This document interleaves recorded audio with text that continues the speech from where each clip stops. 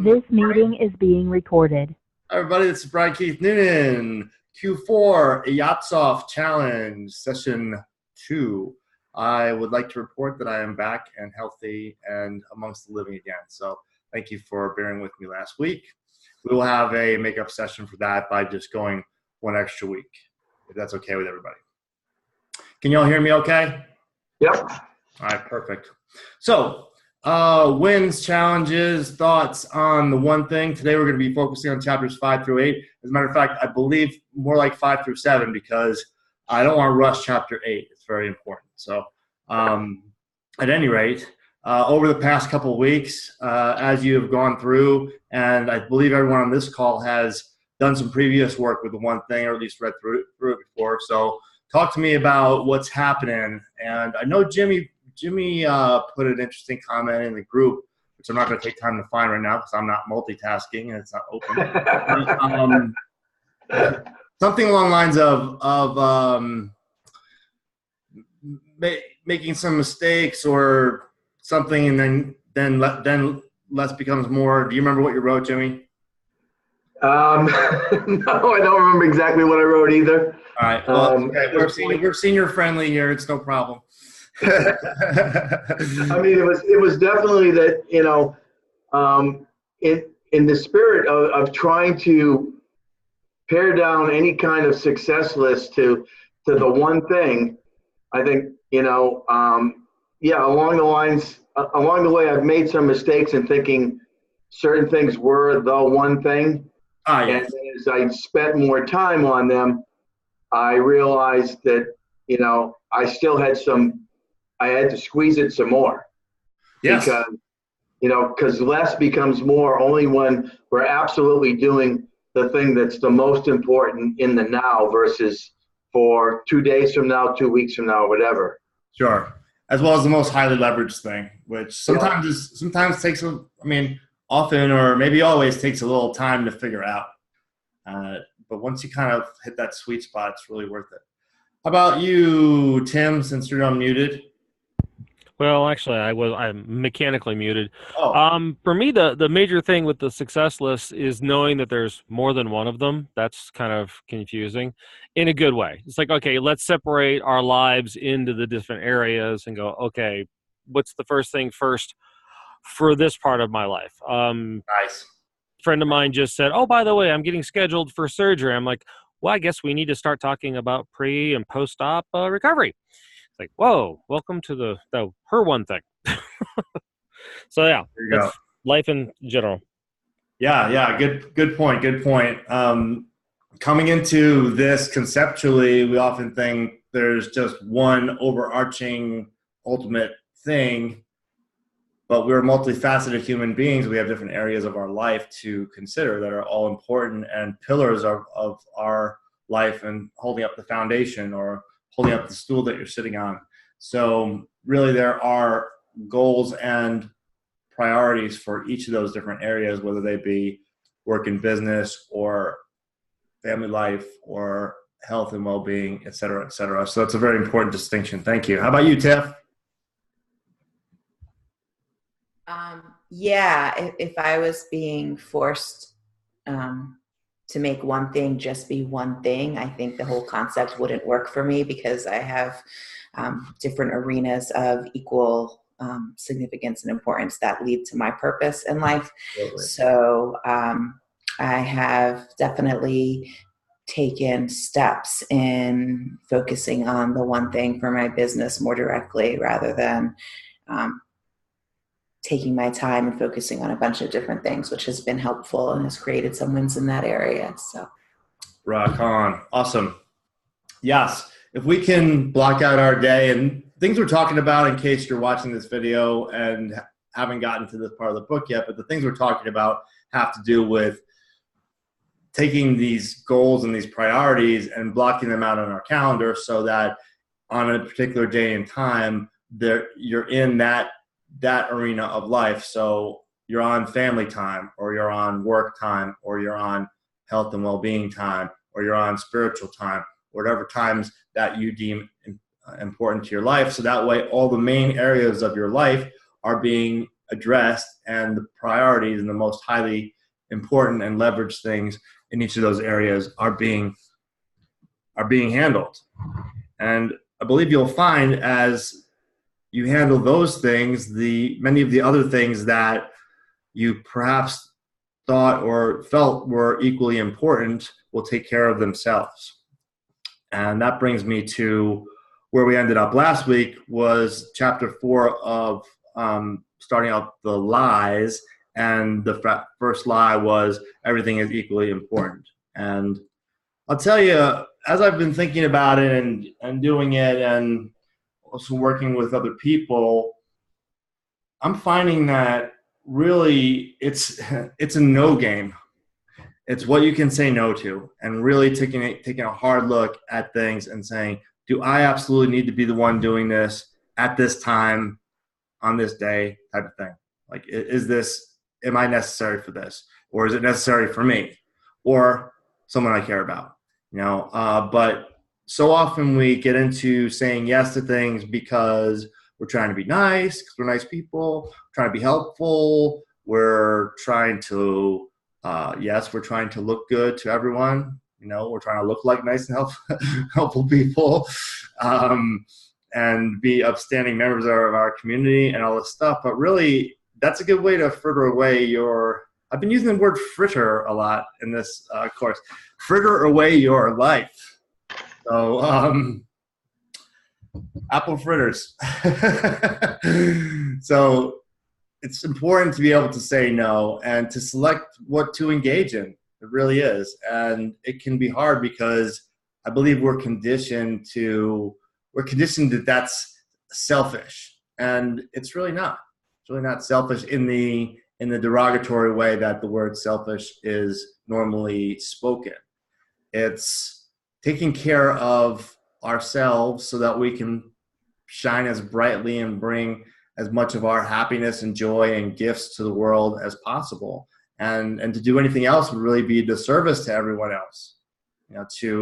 To become a slave to everyone else's expectations isn't helping them or us. So just some food for thought. Any thoughts on that from you guys? Tim and I had a pretty good conversation about this yesterday, actually. All right, cool. So let's move on to the book, which I do have pulled up here somewhere.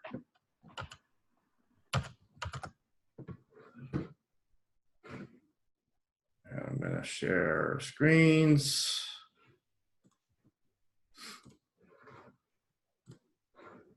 All right, cool. So just as a reminder of last week, the end of chapter 4, the big ideas are always key at the end of the chapter if you need to go back and review and remind yourself. But go small. So basically go small to go big. Go extreme. Say no. Don't get trapped in the checkoff game. Sometimes it's the first thing you do. Sometimes it's the only thing you do. Regardless, doing the most important thing is always the most important thing. So to continue with the lies, multitasking. This is one of my favorites. And this is one of the hardest, I think, in these distracting times of ours. Would you guys agree? Not to multitask with notifications from social media and messages and texts and emails and phone calls all coming in. It's very easy to be distracted. Emails, did I say that? So this is the next slide. We're tackling multitasking. And I find that I can be doing it without even realizing I'm doing it. I'm getting much better at it. But before, I kind of got a buzz off of just jumping from one thing to another and having a gazillion tabs open on multiple computer monitors, and it is not helpful for productivity. Contrary to what it might feel like what you're doing. So essentially, we're going to be going through some different studies that have been done and stuff like that. I'm not going to spend a whole lot of time on them, but people have done studies to see if multitasking is actually workable or positive in terms of results. And comes down to when you try to do two things at once, you either can't or won't do either one well. Multitasking is merely the opportunity to screw up more than one thing at a time. And it talks about the monkey mind and how computers are actually not multitasking, they're just task switching. And we'll talk later on in the book about how that kills productivity as well, because each time you switch tasks, you need to reorient yourself and then get back to your primary work, and then you switch off again, and it takes time to switch off and to switch back on, stuff like that. It's not that we have too little time to do all the things we need to do, it's that we feel the need to do too many things in the time we have. That's a big one. You know, I think that's a big one too. If you're working in a home office and on the way to your bathroom is your laundry room, you know, you can really get screwed up, and all of a sudden you stop and you throw a load of laundry in because you need clothes cleaned, and you think, well, I'm right here, but then that trip to the bathroom ends up like a 10-minute trip or longer, and then you get back to what you're doing and you're way off track. Yeah, that's a great point. And I think all of us here and a lot of people that I work with work from home offices, and there's a lot of distractions at home. You walk into the kitchen to get a snack and you see the dishes that need to be done, and you walk into your bedroom and you see the clothes that need to be folded and whatever, or the laundry hamper full of clothes. Absolutely, Jimmy. That's a really good point. We really have to really keep on task here, and it's worth it. When you switch from one task to another voluntarily or not, two things happen. The first is nearly instantaneous. You decide to switch. The second is less predictable. You have to activate the rules for whatever you're about to do, et cetera, et cetera. Switching between two simple tasks is quick and relatively painless. However, if you're working on a spreadsheet and a coworker pops into your office to discuss a business problem, the relative complexity of those tasks makes it impossible to easily jump back and forth. And this is the diagram I was just referring to. Try to make it bigger. So funny how this thing sometimes likes to. There we go. So if you have this much work to do, say an hour, and you switch in the middle, it takes you 50% more time. So it takes you an hour and a half to finish what you were trying to do, if you get back to it at all. Yeah. No good. It talks about different brain channels, like how different parts of your brain handle different tasks and stuff like that. That explains why we can walk and chew gum at the same time, type of thing. But if you're working on the more complex tasks in the more recent upper part of our brain, then you're getting channel interference when you're doing too much at more than one thing at once. There's only so much brain capability at one time. Divide it up as much as you want, but you'll pay the price in time and effectiveness. The more time you spend switch to another task, the less likely you are to get back to your original task. That's how loose ends pile up.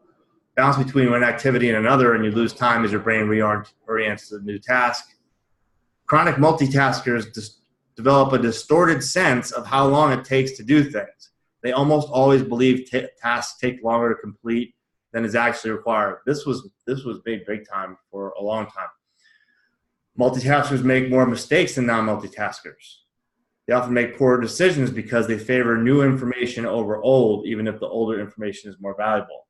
That's a big one too, and that gets into that whole shiny object syndrome of, oh, well, maybe this would be better, that would be better. And this, above all, multitaskers experience more life-reducing, happiness-squelching stress. Anybody relate? Oh, yeah. How are you guys doing with multitasking? Are you catching yourself when you do it? I would say, it's hard to determine what is an actual multitasking event. Like you said, chewing gum and walking is not, Right. It's something that we can just do. Writing, taking notes while I'm listening to this broadcast, to this course right now, is, to me, can be like multitasking, because I have to think about what I'm writing. Yeah. I'm not really recording it, and that can get me in trouble. Yeah. But sometimes there's something you say or something one of the other participants said that I really want to write down and not have to go back and listen to the whole broadcast over again just to get it. So I know I still screw up, but sometimes I could certainly tell myself it's justified. Yeah, no, that's a really good example. That's an interesting example, because I have found that in the process of note taking while listening to something that I have missed things, and that's part of the reason we record these and put them in the group so you guys can review them. But obviously, there's limitations on time, so that's not something you can always do. But what I would recommend for that is just if you can write almost like shorthand, like a word that reminds you of the concept instead of writing things out longhand or something along those lines that works for you. You might find that works better. Yeah, it's usually a little cryptic when I go back sometimes to look at it. I don't quite understand it because I made it real short. Yeah. And other times, a couple, 3 words, and I know the point that I'm trying to remember. Then I go back to the book. Yeah. And work from there. I think some of the killer multitasking things are trying to listen to music or watch a movie or TV show while working, or while trying to sleep. Something like that will kill you. Multitasking, like you're having a conversation with someone, but you're also fiddling around checking Facebook or whatever at the same time. Stuff like that. Even on my lunch break, I often listen to something on my phone that's work related, podcast or something, while I'm eating lunch, and I realize sometimes I don't hear half of it because I'm trying to figure out my sandwich or whatever. You know what I mean? And I realize, holy shit, I missed 10 minutes of this thing. Yeah, it's amazing. Yeah, I am here, even though I turned off my camera because my internet was being weird and you were sounding garbled, and I think it was just my connection. So it's better now? It is now. Okay. Whether or not it's better because I turned off my video or it's coincidence, I don't know. But probably the video could take up bandwidth, sure. Yeah. But I wanted to say, I think probably as a tried and true chronic habitual multitasker, that I even have the delusion that taking notes while I'm listening here is keeping me on task as opposed to taking me away from the task. But I have found or noticed over the past 5 years, I guess specifically, that if the task you're actually trying to complete, like for mine is creativity with my business and writing and things like that, it takes more than just a couple of minutes to get back into that task. Very often I may never be able to get there. And I actually had this conversation with the other humans that I live with today about the fact that the other small humans, about that when I say that I'm looking for time to focus, now that I'm predominantly focusing on my business when I'm doing work time, that I am really going to ask them to attempt to not interrupt, because they'll come in every 10 minutes and say, hey, this happened, look at this, can I have something to eat? And it prevents me from ever getting into the right brain flow of writing or creativity. So sure. We're working on those boundaries. Right on. Well, multitasking, we grew up being told multitasking is good, right? And dynamic people multitasking can do different, all these different things at one time. It used to be on my resume. Yeah. Yes. Yeah, I'm a pretty talented doctor because I could take care of the patients, take the phone calls, do everything all at the same time. But it's true, you were never doing any of it at the same time. It was just sequentially or rapid succession, transferring back and forth. But yeah, for sure. That's why I have gray hair now. So Good stuff. All right. This is one that really that I took to heart here, because it talks about how we would never put up with a pilot or a surgeon multitasking on their job because there are lives on the line, right? But then he asks, do we not value our own job or take it as seriously? Why would we ever tolerate multitasking when we're doing our most important work? Just because our day job doesn't involve bypass surgery shouldn't make focus any less critical to our success or the success of others. Your work deserves no less respect. And that makes a lot of sense to me. As a matter of fact, the people in this crowd here are all helping professionals, and people's lives are in the balance. They do hang in the balance. The people we live with and work with on a daily basis deserve our full attention. When we give people segmented attention, switching back and forth, the switching cost is higher than just the time involved. We end up damaging relationships. Food for thought. Big ideas, chapter 5, multitasking is a lie. Distraction is natural, so don't feel bad. Just get back on task. Multitasking takes toll. Okay, distractions lead to, whether at home or work, distractions lead to poor choices, painful mistakes, and unnecessary stress.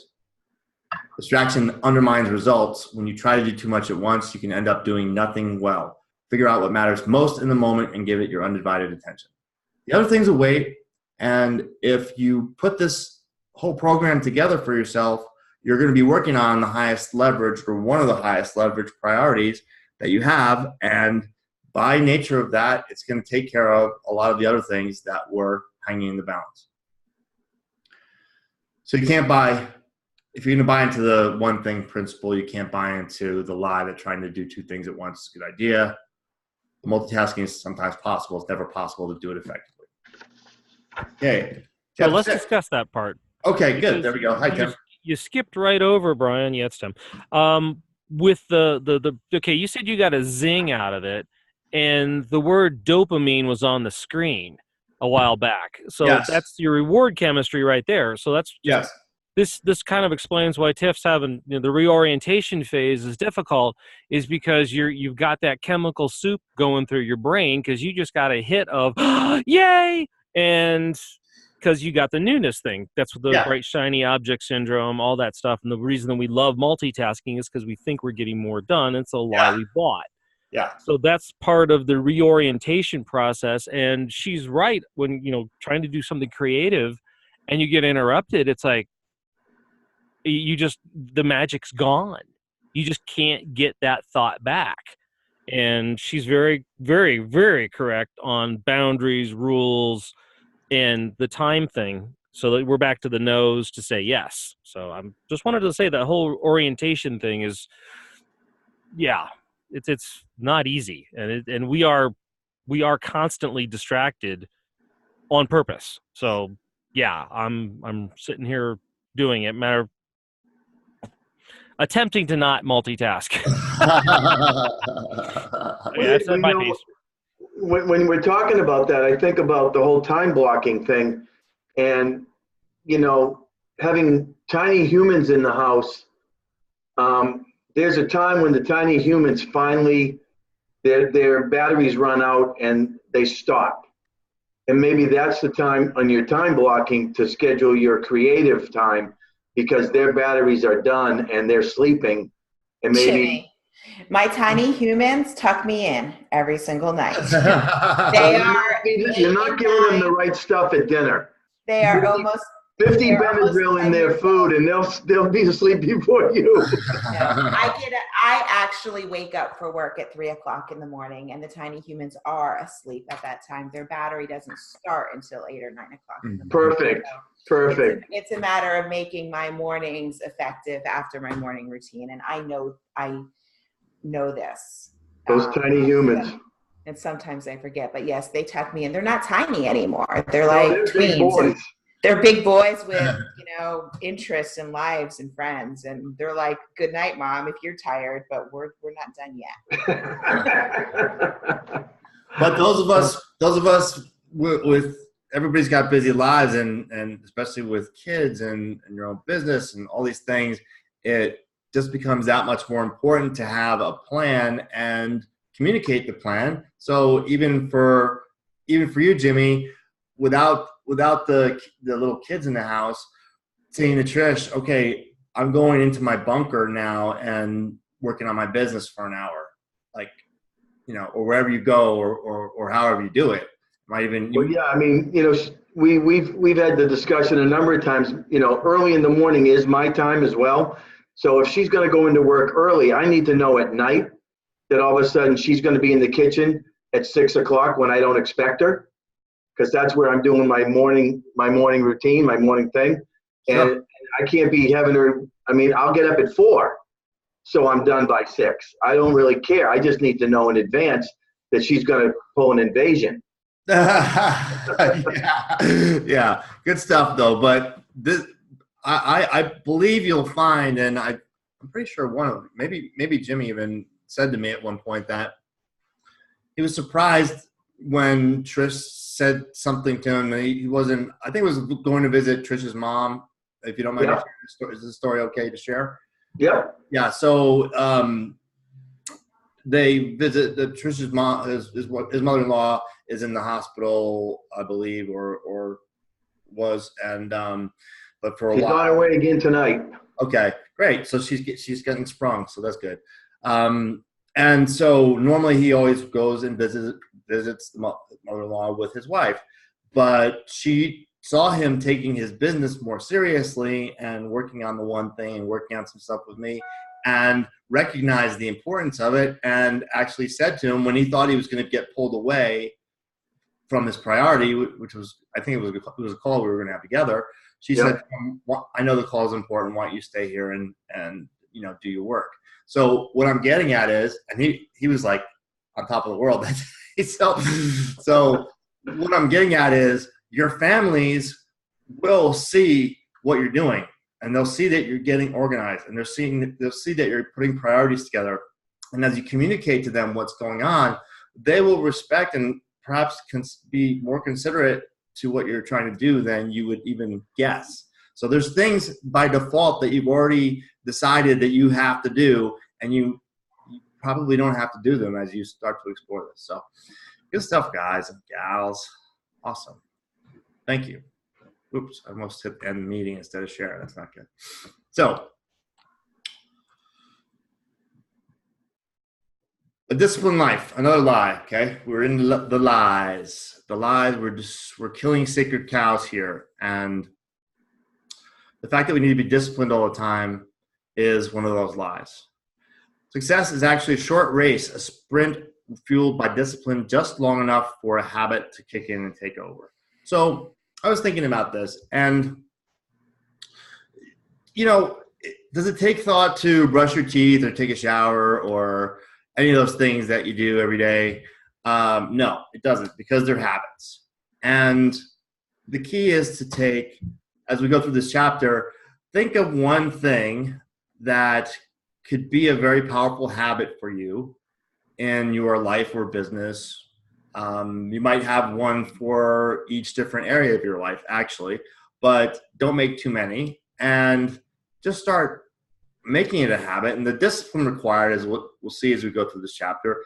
The discipline is at the outset of the beginning of the habit. So we're going to see a diagram to this effect, but if we're starting the habit here, the level of discipline is high, but then it's a descending curve, and then it becomes a low level of discipline. And that's when it's a habit, and that's when it's second nature. And so if you choose the right habit for what's most important to you in life, then yes, it's going to be some work at the beginning, but then it becomes second nature. So we know that when we know something that needs to be done but isn't currently getting done, we often say, I just need more discipline. Actually, we need the habit of doing it. We need just enough discipline to build the habit. Lots of times when we're trying to make changes in our lives, we're just in the habit of doing something one way. It's not that it's wrong or whatever, but it's not producing the right result, the result that we want. So we just need to get into a habit of doing it a different way. And if you're in the habit of not making money in your business, then we're going to make a habit of making money in your business. If you're in the habit of not taking care of yourself, then you make a habit of taking care of yourself. And That's not the exact habit, but you get the idea of what I mean. So when you see people that look like disciplined people, what you're really seeing is people who have trained a handful of habits into their lives. This makes them seem disciplined when they're actually not. No one is. Okay, you don't need to be a disciplined person to be successful. And in fact, you can become successful with less discipline than you think, for one simple reason. Success is about doing the right thing, not about doing everything right. Where you see things underlined by the author in the book, take them as key. Or we talked about diagrams, underline things by the author, and the big ideas at the end of each chapter.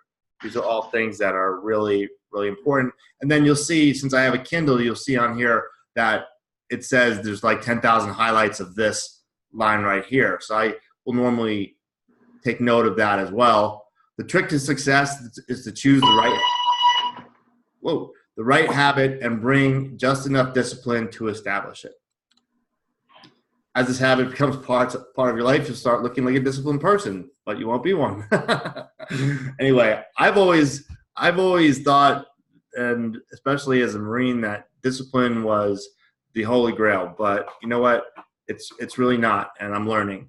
As it worked out, I think I was disciplined when I needed to be, and people were looking, and I was even less disciplined than I would have been otherwise when people were not looking. So that has a pendulum effect. I don't know, Tim, did you experience that in the military also? Oh yeah, I know exactly what you're talking about as far as we used to call them spotlight rangers, because you shine a light on them and they were Superman, and then as soon as you turn the light off, they became mushrooms. Yeah, there's a phrase for it. Cool. Yeah. It makes sense. Yeah, and I'm sure, Tiffany, I would imagine being in a different disciplined profession as you were as a doctor, you probably feel like you run out of steam by the end of the day, I would imagine. Yes, but you weren't allowed to. Right. So you just drank a lot of coffee and took really poor care of yourself. Yeah. It's a really unhealthy profession in general, but I'm sure that the people that loved us, cared about us, and were around us would disagree that we were doing a very good job of taking care of ourselves. And I know that once I was out of residency and just in practice, it definitely impacted. By the time I was picking up the kids from daycare, I was done. I had nothing for them. That's why I was stressed and overwhelmed and yelling, because I had no room for like anything else. Absolutely. Well, thank goodness that you had the courage and foresight to change things around and move into your current profession of being an epic parenting coach. And now you don't have to have kids at daycare or anything else. And I believe everybody knows here that those are my kids also. So we got to follow this journey together, and I think it's the best thing you and I have ever done, honestly. So good stuff. The payoff for developing the right habit is pretty obvious. Gets you the success you're searching for. When you do the right thing, it can liberate you from having to monitor everything else. And it talks about Michael Phelps, obviously one of the most highly decorated Olympians of all time. His habit was practice swimming every day. And that's the one thing he did. And he did pretty well. Do you guys agree? Okay. I definitely agree. The role of discipline and achievement, this is what I was doing in my pantomime there a minute ago, but this is the discipline axis. This is the time axis. And the discipline for a habit starts high and rapidly descends to day 66, Route 66, habit forms. And there's Easy Street there. All right. So that's on average how long it takes for a new habit to form. Some habits are shorter, some are longer, depending on the complexity. And last couple of times we've gone through this book with groups. We've talked about the habit of making your bed, which is something I didn't do since I left the military, and I started doing again. And it's kind of a easy win for the day. You may enjoy. talks about a halo effect around habit creation. This is another study. Students who successfully acquired one positive habit reported less stress, less impulsive spending, better dietary habits, decreased alcohol, tobacco, and caffeine consumption, fewer hours watching TV, and even fewer dirty dishes. So I guess if you're a teen, if you want to give your teen a positive habit, maybe the making the bed thing will do for them too, if they're not grown children like yours truly. Staying disciplined long enough on one habit, and not only does it become easier, but so do other things as well. It's why those with the right habits seem to do better than others. They're doing the most important thing regularly, and as a result, everything is easier. And this is not a moral thing, like the right habits, like not any kind of moral positioning. It is just the habits that produce the results that you want. And that's what it comes down to. And that's what this whole thing is about, is that what I want for you here is for you to get what you want. And in order for you to get what you want, you need to have control over your time and priorities and organization of all these things into a coherent system. And I'm going to read this big ideas to you, and then I want to tell you something exciting. So, big ideas at the end of chapter 6. Don't be a disciplined person. Be a person with powerful habits. Build one habit at a time. Okay, I would extend that to say build one habit at a time in each essential area of life. So you might be building one business habit, one health and well-being habit, one spiritual habit, one relationship habit, as an example. Okay, and build them one habit at a time in those areas over time. Give each habit enough time. Okay. Stick with the discipline long enough for it to become routine. Habits on average take 66 days. Okay. All right. This is good. If you are what you repeatedly do, then achievement isn't an action you take, but a habit you forge into your life. You don't have to seek out success. Harness the power of selective discipline, okay, to build the right habit, and extraordinary results will find you. So it's selective discipline, guys. It's not overall discipline. It's just, I'm going to be disciplined about this one thing in this one area of my life. It might just be organizing. The first thing might just be organizing your goals and your time blocks and your system for that. That might be the one thing at first. And then as you start to get control of things and prioritize and cut out the fat of your schedule, then all kinds of space and possibility open up. So I put together a system that involves a couple different technologies, including Google Calendar, a project management system called Trello, we'll call it a success list app called Todoist, which is a to-do list app that we modify, and a habit tracker. And I think it's a really powerful system, and I'm going to give it to you guys to beta test by the time we're done with this Q4 thing. So we're going to do some of the stuff manually, but then tie it together with these systems. And so if you will agree to be a case study, so to speak, or give me a testimonial as to the results you get, I will give that to you free of charge. It is not going to be free in the future. So I decided to do that today, and I'm excited about it because obviously I want people to be able to try it out, and I'd love to get your feedback. So somewhere between now and the end of this course, we'll do a class just on that. Make sure you have all the apps and everything, most of which are free or nearly free, and then we'll see what we can do with that. But that brings me to one called the Loop Habit Tracker. Depending if you have an Android or an iPhone. And Tiffany, which one did you find for your iPhone? I think it's a little different. Are you there? I'm here. It's called Strides. Strides. So there's a couple different ones, but I'd recommend putting a habit tracker on your phone. And this is not a to-do list, guys.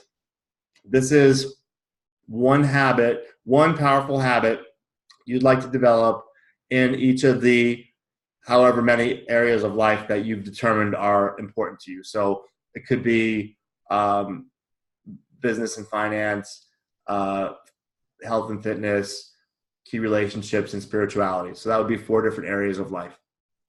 As an example, in the book here in the one thing, he lays out 7 different areas. But I would encourage you, even if you just start with one habit in the one most important area that you feel could use your attention right now, put it on there for whatever frequency per, every day or 5 days a week or whatever, how many times per week, and work on checking it off. It gives you momentum, and it's just a good reminder.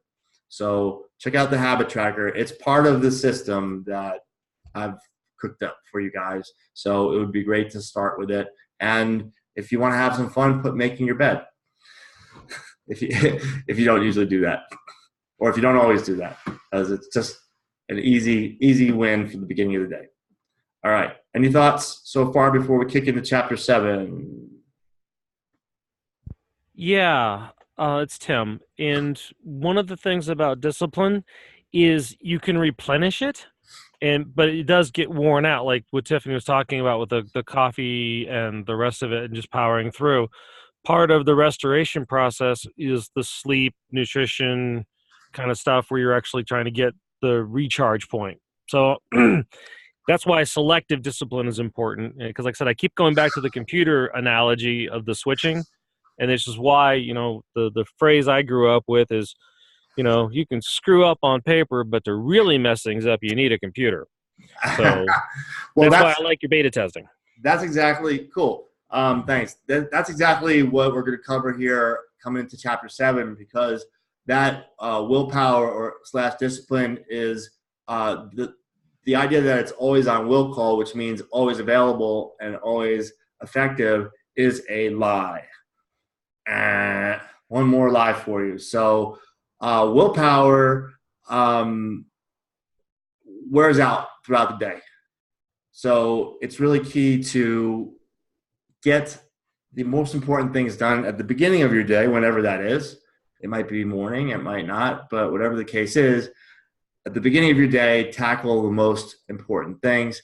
Willpower is always on will call is a lie. And he talks about how he thought that he could have willpower and power through things, and sometimes he had it and sometimes he failed miserably, and he thought maybe something was wrong with him, but there wasn't. So then we have the famous marshmallow test, where you guys may have seen this, but they or heard this before, but they gave toddlers a marshmallow and said, if you can wait 15 minutes without eating this, then you can have 2 marshmallows. And most of them failed miserably at that. And that's just a perfect example of how we pay so much more attention to what's right in front of us and the immediate gratification, and that it's hard to have willpower to hold off. But the same study shows that throughout life, that the people that can delay gratification do much better in everything. Well, in recovery, Brian, I teach a lot of people to utilize won't power versus willpower. Won't power. Talk to me about that. Won't power. Well, when I think of the word will, I think I will. So I will have another drink. I will go out and relapse. So I like to, think about I won't drink. I won't relapse. I won't engage in that conversation with people, that are detrimental to my health, whatever it might be. You need to be able, it's kind of like the saying no. You got to know when to not do something. And so I really like to teach people about won't power versus willpower. I like that, man. Willpower also is of diminishing capacity. Yes, yes, no doubt. You walk down a street full of bars and you can knock a win the first 20, but maybe on the 25th, you might not be able to won't power and turn around. Right. You got to get off the street. That's really good. That's really good. It's a really good analogy and good concept. And the whole point of this chapter is it wears down. So whether it's willpower or won't power, and not to mention that what we don't do is just as important as what we do, right? So it's so important either way that you look at it that using it effectively should be a high priority. Willpower has a limited battery life, but can be recharged with some downtime or a snack or what have you. I find that a little quick meditation does wonders for me, and different things like that. You'll find different ways for yourself. Take a walk outside, whatever the case is. It can help renew it. But we have to accept that limited resources like willpower must be managed, and people just don't think of willpower as a renewable or finite resource. And so they talk about how one study, then people had to memorize either a 2-digit number or a 7-digit number, and then they had like they could have a salad for a snack or a piece of chocolate cake, and the seven number people all eat chocolate cake or whatever. And but the implications of this, even though I'm joking around about it, are staggering. The more we use our mind, the less minding power that we have. Willpower is like a fast twitch muscle that gets tired and needs rest. It's incredibly powerful but has no endurance. So while decisions pass to our willpower, the food we eat is also a key player in our level of willpower, and talks about the right type of foods to eat for to power your brain, because the brain uses 1/5 of the calories we burn for energy, even though it's only 1/50th of our body weight. Okay. As a matter of fact, if we're running low on willpower and energy, decisions start going from our more advanced prefrontal cortex down to our is it our amygdala or our lizard brain, and goes into the fight or flight mode. To do our best, we literally have to feed our minds, which gives new credence to the old saw, food for thought. Foods that elevate blood sugar evenly over long periods, like complex carbohydrates and proteins, become the fuel of choice for high achievers. Little proof you are what you eat. Also, is when willpower is low, we tend to fall back on our default settings.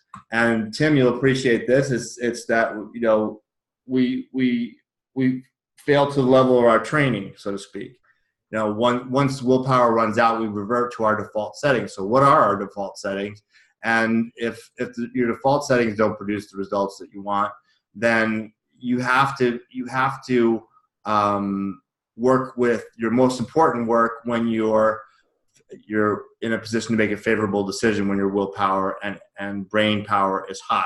So this axis here, if you can't see it, is proportion of favorable decisions, okay, here. And this is time of day. So you start out high probability of like 60% favorable decisions, and then you go down to a morning break, and then you have a snack, whatever, take a break, and then you start again. You go down to the end of the afternoon break, and then the same thing again. But if you're making decisions down when you're dehydrated, you're hungry or hangry, you've been using your brain power up, you are not going to make good decisions. You are not going to be creative. You're not going to be resourceful, and you're basically fucked. So we have to be conscious of our bodies and not just power through. I used to be a power through everything guy and got really burnt out, and it's just awful, not even worth doing. And many of you probably have had that same experience. Anybody else want to try it again, or we want to try a new way? I don't understand the question. Definitely a new way. I don't think powering through works out very well. Tiffany, your mic is screwed up too. We really need to get that webcam or something, whatever you're talking through. The question was, do you guys? I was relating how I've I used to be a power through everything guy, which led to burnout. I said, does anybody, and I'm sure some of you have had similar experiences. Anyone want to try it again, or would you like to try a new way? I think we thought that might have been rhetorical. Oh, well, you never know. it wasn't really, but feel free to jump in anytime, just as a general principle. But yeah, I guess I can see I could take it that way for sure.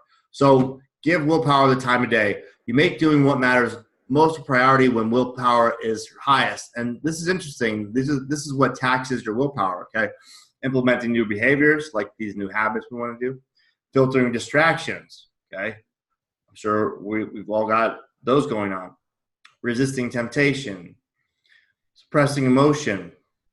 Restraining aggression. Suppressing impulses. Taking tests. Trying to impress others taxes your willpower.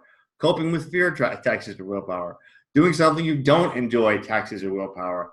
And selecting long-term over short-term rewards taxes your willpower. So these are not all bad things at all. However, you got to recognize that it's like your gas tank is getting emptied throughout your day. And it's not just from the beginning of the day to the end of the day. It's periodically in probably each third of your day, this is happening and needs to be replenished with a little break, a little snack. Make sure you're drinking water. Maybe have a cup of coffee. Take a walk. Meditate. Whatever's good for you. Willpower is depleted when we make decisions to focus our attention, suppress our feelings and impulses, or modify our behavior in pursuit of goals. Okay, that's what I just said already. When it comes to willpower, timing is everything. You'll need willpower at full strength to ensure that when you're doing the right thing, you don't let anything distract you or steer you away from it. Then you'll need enough willpower the rest of the day to either support or avoid sabotaging what you've done. That is a killer sentence right there. That's all the willpower you need to be successful. So if you want to get the most out of your day, do your most important work, your one thing, early, before your willpower is drawn down. Since your self-control will be sapped throughout the day, use it when it's at full strength on what matters most.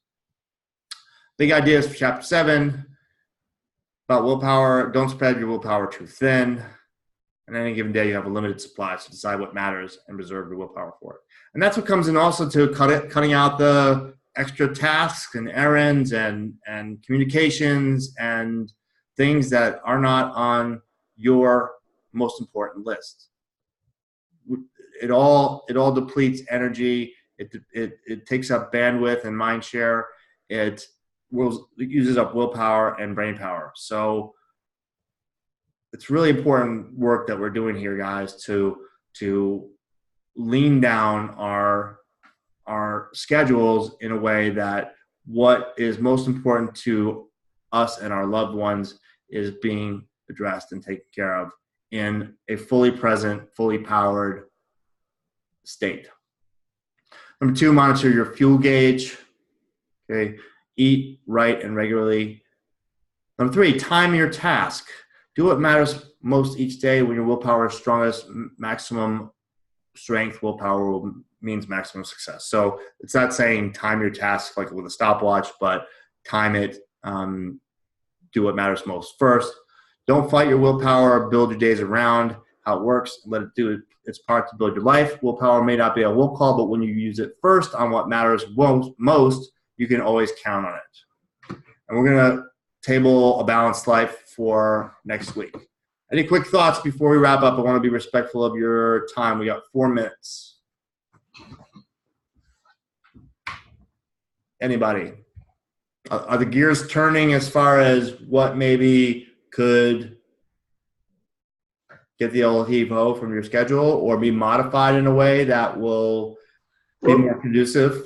Well, for me, I mean, because I work a full-time job and it's stress from the moment I get there to when I finally leave. There's no stress when I leave.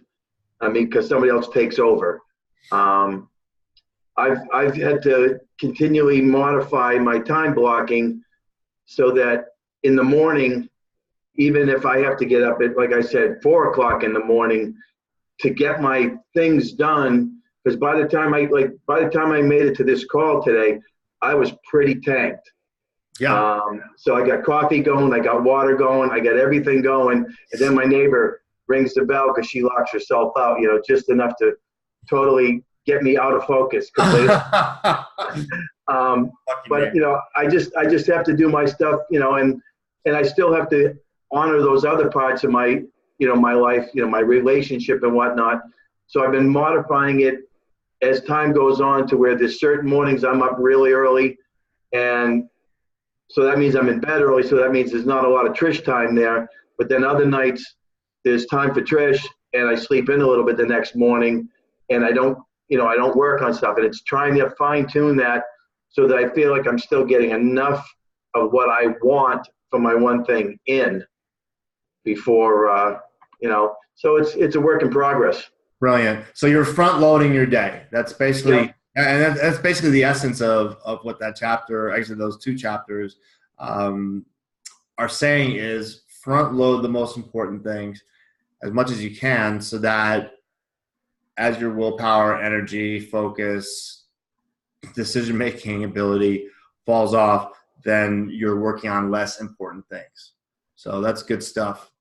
And you're going to love the next chapter as we dig into it again, Jimmy, the chapter on balance, because what you're talking about in terms of well, first of all, balance is another lie, guys and gals, but it talks about counterbalancing work and personal life. And you guys will find it interesting to be an interesting discussion. Yeah, it's a little tricky, because, I'm working in crisis with people all day long, and I've got, I have to make decisions to keep myself from getting pounded on by people and whatnot, because I work in a pretty,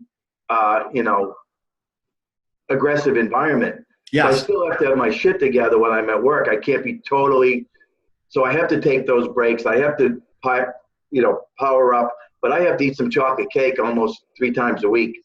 Nothing wrong with that. Or I'm screwed. Okay. Any other quick thoughts before we sign off for the week? Yeah. Let's all remember to flip this around and notice that everybody else's tanks are going down too. And that's when you're looking to make it. If you're looking to get someone to make a good decision, maybe you shouldn't wait till 10:30 at night. Maybe you should maybe hit them around 7 o'clock and, try to do it that way. Yes. Like I said, yes. it's being, this is awesome because it's all about us, and this is how we approach the day. And let's flip this around every now and then and go, this is what other humans are doing too.